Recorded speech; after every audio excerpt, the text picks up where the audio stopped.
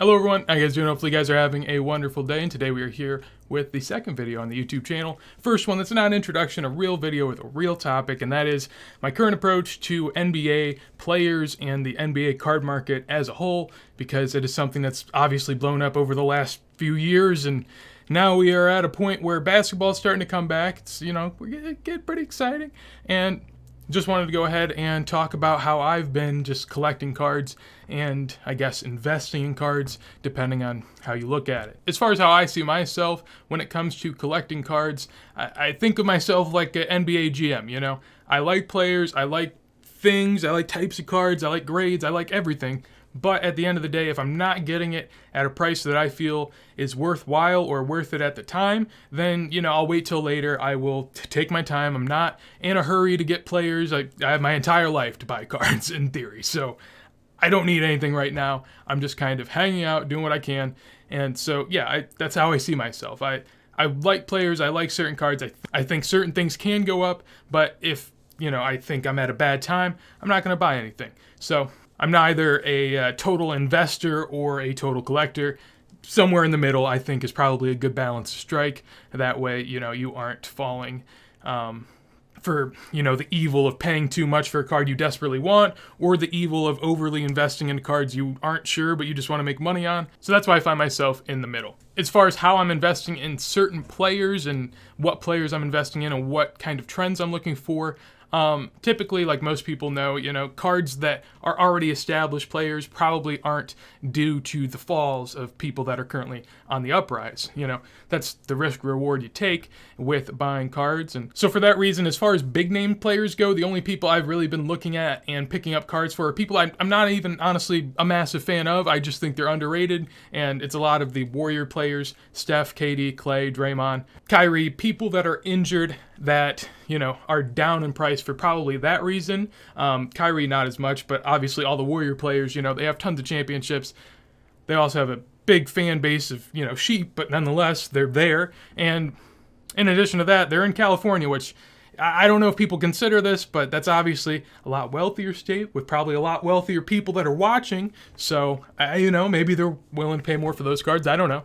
But as far as like big name players, established players, that's how I kind of would like to invest in those or buy those cards. It's just whenever they're on a fall for whatever reason, whether that be injury, whether that be because they're out of the playoffs, or just, maybe the last 2 years of their career, they have a downward trend, so people kind of sell. But then afterwards, eventually people will appreciate the players for what they did. So that's just kind of where I am. The card market for basketball shot up a ton, obviously, over the last couple of years. So that's why I'm very iffy on buying big players, unless I think that there's an upward trend that's soon to come for whatever reason. And injuries and people that got knocked out of the playoffs typically dip a lot, and then whenever the games start back up or they come back into the lineup, they go back up. I mean, that's just the way it goes. People live in the moment and buy in the moment and sell in the moment, so you got to try to take advantage of that if you can, and that's typically how I buy and try to sell big name guys or established players. After that, it's actually something I'm not, I guess, proud of, but it's something I feel like is just kind of a necessity.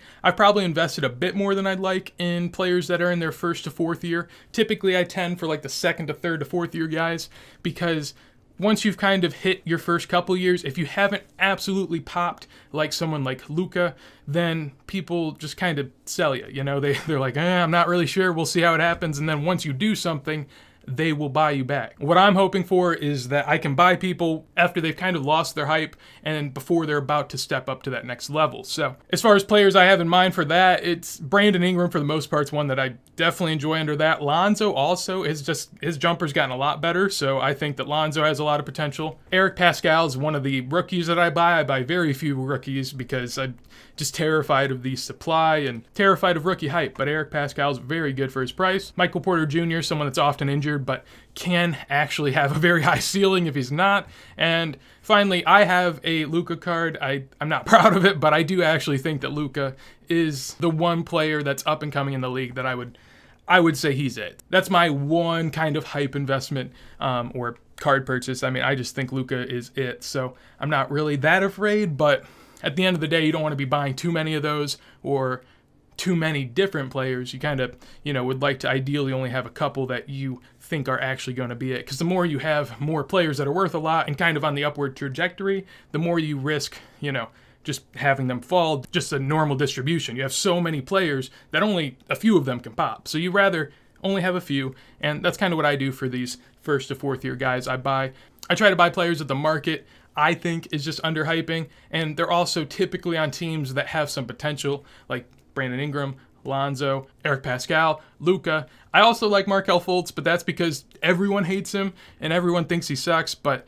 his middies and his free throw percentages have gone up a ton. His shooting's gotten better. His three is still tough, but as far as his inside game, it's there and it's showing promise of developing outside. So that's obviously the greatest example of buying low. So again, like with the main guys, the card market with the NBA is just so high that you just want to mitigate your losses if possible and buy low on people you think are undervalued. And that's kind of what I've been trying to do. As far as older players, whenever I started looking towards player prices for old guys, which was probably a few months back, I thought they were kind of good.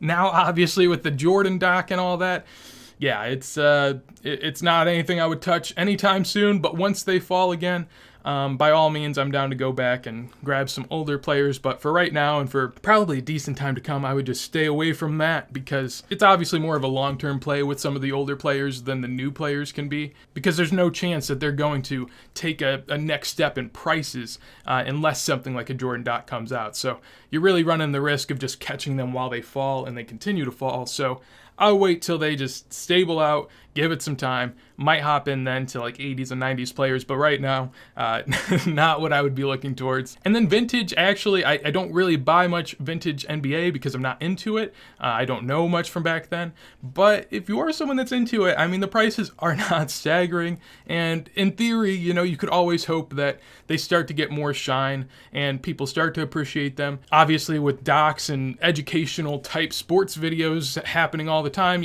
people are going to get more informed on things that used to happen in the game.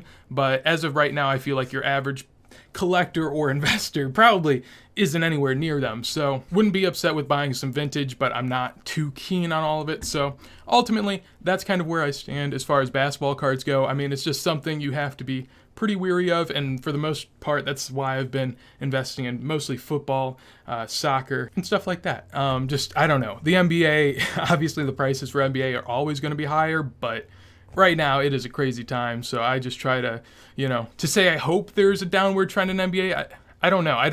I feel like cards are still going to keep popping, but the NBA is already so high that I just don't want to take that risk, So, and ultimately that's my opinion on basketball cards right now and how I've been looking at it. If you guys have any thoughts or any cards or any trends that you're looking into, let me know down below, because I'm always interested to hear what you guys have to say and learn more things about sports cards in general. So if you guys enjoyed this video, make sure to leave a like. Anything you want to tell me, let me know down below in the comments. And on top of that, if you want to see more videos like this as soon as they go live, make sure to hit that subscribe. And with that said, hopefully you guys have a wonderful day. Peace.